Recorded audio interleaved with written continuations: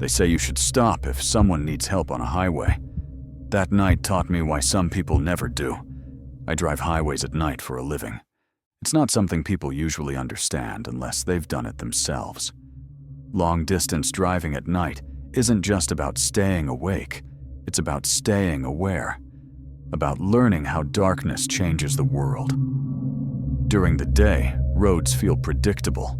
You can see where you're going. You can see who's around you. At night, especially on rural highways, the world feels unfinished, like you're moving through something that isn't fully there. This happened on a 2-lane highway that cuts through farmland and dense forest. No streetlights, no towns, no houses, just miles and miles of nothing. Once you pass a certain point, your phone loses signal completely.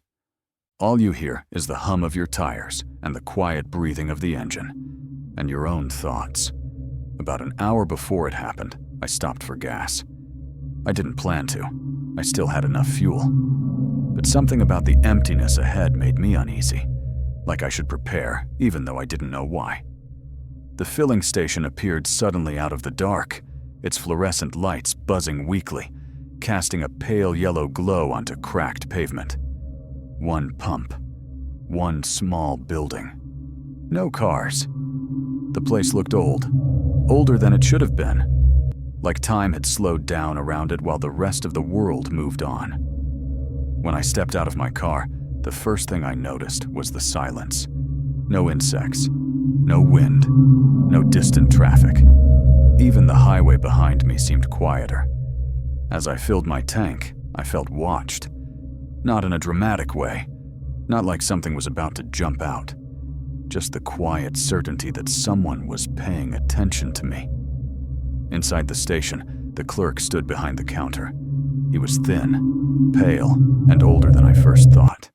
His eyes were tired, in a way that suggested he'd seen too much, not slept too little. He didn't greet me. He didn't ask how I was doing. He just watched the register as he rang up the total. I paid, turned to leave. That's when he spoke. "You driving the long stretch tonight?" I nodded. "Yeah, trying to get through it before morning." He hesitated. Then he said quietly, "If you see someone standing on the road." He stopped. Didn't finish the sentence. I waited. The buzzing lights overhead suddenly felt louder. He shook his head slightly. "Never mind. Just don't slow down." I laughed nervously. Right. But he didn't smile. When I pulled out of the station, I checked my rearview mirror. The clerk was standing outside now, watching my car disappear into the dark. He didn't wave. He didn't move.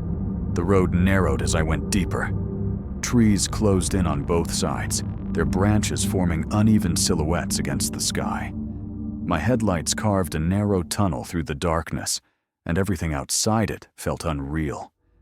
That's when I started feeling it. That sensation you get when something is wrong, but you can't explain why. Like missing a step on the stairs.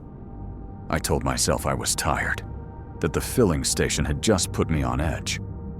Then, at 1:30 a.m., my headlights caught something standing on the shoulder. At first, I thought it was a signpost. Then I thought it was a trick of the light. Then I realized it was a man. He stood just inches from the road, not waving, not walking, not signaling for help, just standing there, perfectly still. I slowed down without thinking. Something about him made my chest feel tight, like my body was reacting before my mind could catch up. He was facing the road, facing me. As I got closer, I noticed his posture. His head was tilted slightly to the side, like his neck couldn't quite support its own weight. Then I saw his face. His eyes were wide open, not blinking, not reacting to the headlights, locked directly onto mine. I remember thinking, he looked surprised, like he didn't expect me to see him, like I wasn't supposed to. The closer I got, the colder I felt. No jacket. No movement from the wind. No sign he had just arrived there. He looked like he had been standing in that exact spot for a very long time. I passed him slowly. My foot hovered over the brake. That's when my side mirror caught it. His feet were not touching the ground. He wasn't floating. He was hanging. But there was nothing above him. No rope, no branch, no structure, just empty air, like something invisible was holding him there, suspended, waiting. I slammed on the accelerator. I didn't stop driving until I reached home. I didn't look in my mirrors again. That night, I barely slept. Every time I closed my eyes, I saw his face. Not angry, not pleading, just watching. The next morning, curiosity took over. I searched news archives. It didn't take long. 5 years earlier, on that exact stretch of highway, a man had been struck and killed while standing on the shoulder, waiting for help after his car broke down. Witnesses said he stood there calmly and didn't move out of the way. They never found the driver who hit him. There was no photo, no follow-up, just a short paragraph. Weeks later, I passed that same filling station. I stopped. The building was still there. The pumps were gone, boarded up, closed. I asked a nearby shop owner about it. He frowned. That place? Been shut down years ago. I told him I had stopped there recently. He shook his head slowly. No, you didn't. Sometimes when I drive that road, I still slow down without meaning to. And I swear, for just a moment, something stands there, not waving, not moving, still hanging, still watching, still waiting for someone to stop.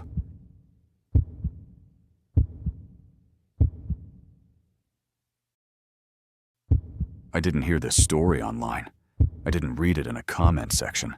I heard it from a nurse I worked with. And after what happened to her, she refused to drive home alone, no matter how exhausted she was, no matter the hour. If you've never worked nights in a hospital, it's hard to explain what it does to you. During the day, hospitals feel busy, loud, alive. There's movement everywhere. Voices, carts, footsteps, pages over the intercom. At night, it becomes something else. The lights are dimmed. The hallways stretch longer. Every sound echoes just a little too much. Machines breathe for people. Monitors chirp in quiet rooms. And sometimes, call buttons go off in rooms where no one is conscious enough to press them. Angela worked ICU nights. She had for years. She was good at it. Calm under pressure, attentive, the kind of nurse families trusted because she didn't sugarcoat things. This particular shift had been brutal. 2 codes, one successful, one not. By the time the sun was even thinking about rising, Angela was exhausted in a way sleep doesn't fix. She clocked out at 4:18 a.m. The parking garage was almost empty. Only a few cars scattered across the lower levels, most of them belonging to night staff like her. Her footsteps echoed as she walked to her car. She told me later that the first strange thing was how quiet it was. No distant traffic, no other doors opening or closing. No voices, just the hum of fluorescent lights overhead. She unlocked her car and sat inside for a moment, hands resting on the steering wheel, staring straight ahead. Nurses do that sometimes, give themselves a few seconds to transition back into being human. That's when she noticed the smell. Antiseptic. Strong. The same sharp, clean scent that clung to the ICU. She frowned, rolled down the window slightly. It didn't help. She laughed it off. Figured it was just her clothes, her hair, her skin. 12 hours surrounded by disinfectant will do that. She started the car and pulled out of the garage. The highway home was mostly empty at that hour. Long, straight stretches bordered by trees. No streetlights for miles. Angela turned the radio on low, just enough to keep her mind from drifting. That's when she saw movement ahead. A figure on the shoulder. Her first thought wasn't fear. It was concern. She slowed down instinctively.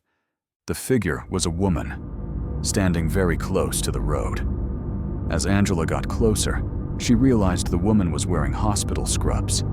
Blue, the same shade as ICU uniforms. Angela's heart tightened. A nurse, she thought, or a patient who wandered off. It wouldn't have been the first time someone left the hospital confused, disoriented, or desperate. The woman wasn't waving, wasn't signaling. Just standing there, shoulders slumped, head slightly bowed. Angela rolled her window down part way. "Hey," she called out. "Are you okay?" The woman didn't respond. She turned slowly. Her face was pale, too pale. Her eyes were wide and unfocused, like she wasn't really seeing Angela at all. And then she smiled. It wasn't relief.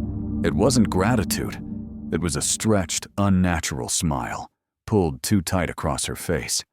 Every instinct Angela had started screaming. That feeling nurses get before a patient crashes. She rolled the window up and eased back onto the gas. As she passed, she checked her side mirror. The woman was walking beside the car, matching her speed. Her legs weren't moving correctly. Angela didn't remember stopping, didn't remember unlocking the doors. But suddenly, the passenger seat alarm chimed. Seatbelt unfastened. Her stomach dropped. She looked over. The woman was sitting in the passenger seat, close enough that Angela could smell her. Antiseptic, and something underneath it. Old. Rotting. The woman's scrubs were stained dark now, the fabric stiff in places. Her smile was gone. "You left me," the woman said. Her voice was calm, almost disappointed. Angela screamed and jerked the wheel, nearly losing control. The woman didn't move, didn't brace herself, didn't blink. Angela slammed on the brakes. The car lurched to a stop. When she looked again, the seat was empty. No door had opened. No sound, just the lingering smell. Angela drove the rest of the way home in silence. She didn't turn the radio back on, didn't check her mirrors. She kept her eyes locked on the road, afraid that if she looked away, something would be there. When she reached her apartment complex, the sky was starting to lighten. She sat in her car for a long time before getting out. Her hands were shaking. Inside her apartment, she showered. Then she showered again. The smell wouldn't go away. That day, she slept badly. When she finally drifted off, she dreamed of hospital hallways, endless corridors, beds lining the walls, all of them empty, monitors flatlining in perfect unison. At the end of the hallway stood the woman in scrubs, watching. Angela woke up to her phone ringing. It was the hospital. Security had found a body overnight. A woman. Dead. In an unused room near the ICU. She was wearing scrubs. Security footage showed her walking out of the ICU at 4:17 a.m. Angela had clocked out at 4:18 a.m. The footage showed the woman pause near the exit, turn, smile at something off camera, then walk away. Angela quit night shifts soon after. Then, she quit nursing entirely. Before she left, she told me one last thing. Sometimes, when she drives at night, the passenger seat alarm still goes off, even when no one is there, and sometimes very faintly. Her car smells like antiseptic again. Highways don't just carry the living home at night. Sometimes, they carry what never made it back.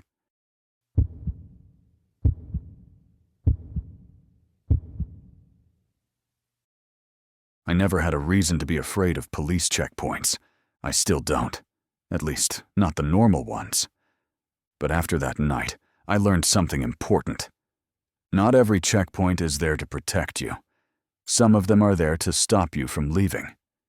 This happened during a late drive home after visiting family out of town. It was just after 2:40 a.m. The highway was nearly empty. Only occasional headlights in the distance, drifting past like ghosts. The road cut through a long stretch of forest. No houses, no gas stations, no cell service for miles. The kind of road where you don't want to break down. I was about 20 minutes from the main highway when I saw flashing lights ahead. Red, blue, steady, a police checkpoint. That immediately struck me as strange. This road was too remote for routine stops. No bars nearby, no event traffic, no reason for police presence at that hour. But the lights were real. I slowed down. 2 police vehicles were parked diagonally across the road, funneling traffic into a single narrow lane. Orange cones lined the shoulder. A portable floodlight bathed the area in harsh white light. There were 3 officers, all of them standing still. 2 still. 1 officer stood near the cones. 1 near the patrol car. 1 directly in the lane of traffic. As I approached, none of them waved me forward. None of them gestured. They just watched. I rolled my window down and came to a stop where the cones ended. The officer in front of me stepped closer. That's when I noticed something off. His uniform looked correct, but old. The fabric was stiff, the patches faded. The badge design wasn't one I recognized. He leaned down slightly and shined his flashlight into my car. The light lingered too long on my face, then my hands, then the passenger seat. "You're out late," he said. His voice was calm, flat, not accusatory, not friendly. I nodded. "Yes, sir. Just heading home." He didn't respond immediately. Instead, he looked past me, down the road behind my car, like he was checking for something, or someone. "Where are you coming from?" he asked. I answered. "Where are you going?" I told him. He nodded slowly, as if comparing my answers to something he already knew. Then he asked something that made my stomach tighten. "Have you picked anyone up tonight?" "No," I said quickly. "Anyone at all?" "No." He stared at me for a long moment. The other officers hadn't moved, hadn't spoken, hadn't shifted their weight. The floodlight buzzed softly overhead. Then he said, "Step out of the vehicle." The air outside felt colder than it should have. He guided me to the side of the road, away from the headlights. The forest pressed in on both sides, dark and silent. Too silent. No insects. No wind. No distant traffic. "You see," the officer said quietly, "people keep getting lost out here." I nodded, unsure what to say. "People who say they were just driving home." He turned and looked at me fully now. His face looked wrong, not monstrous, not decayed, just empty, like there was nothing behind his eyes. "Sometimes," he continued, "they don't remember stopping." A chill ran through me. "I need to see your license again," he said. I handed it to him. He looked at it for a long time. Then he frowned. "This says you don't belong here." I glanced toward the checkpoint. The other 2 officers were closer now, standing just behind me. I hadn't heard them move. One of them spoke for the first time. His voice was quieter, almost gentle. "We just need to make sure you're not supposed to stay." My heart started pounding. "What does that mean?" I asked. None of them answered. The officer holding my license tilted his head slightly. "Have you noticed," he asked, "how quiet it is?" That's when I realized something terrifying. The flashing lights weren't reflecting off the trees anymore. They weren't reflecting off anything. It was like the road ended right there, like everything beyond the checkpoint didn't exist. I asked if I was being detained. The officer smiled. "Barely. We don't detain people," he said. "We redirect them." He handed my license back. But as our fingers touched, I felt something sharp and cold, like static crawling up my arm. "Get back in your car," he said. Slowly. I didn't argue. As I opened the driver's door, I noticed something on the patrol car. The department name. It wasn't local. It wasn't state. It was a name I didn't recognize. And beneath it, etched faintly into the metal, were dozens of small scratches, like tally marks. I got back into my car. My hands were shaking so badly I nearly dropped my keys. The officer stepped back and raised his hand. Not in a wave, in a signal. "Go," he said. I drove forward. The moment my car passed the cones, the air changed. Sound rushed back in all at once. Crickets, wind, the hum of the engine. I checked my mirrors. The checkpoint was gone. No lights, no cones, no police cars. Just an empty stretch of road. When I got home, it was almost dawn. I checked my phone. No missed calls, no notifications, no signal loss logged. The drive time was normal. Too normal. The next day, I looked it up. There had been reports over the years of drivers encountering a checkpoint on that road late at night. All of them described the same thing. Old uniforms. Strange questions. A sense they were being evaluated. Some drivers were released. Others were never seen again.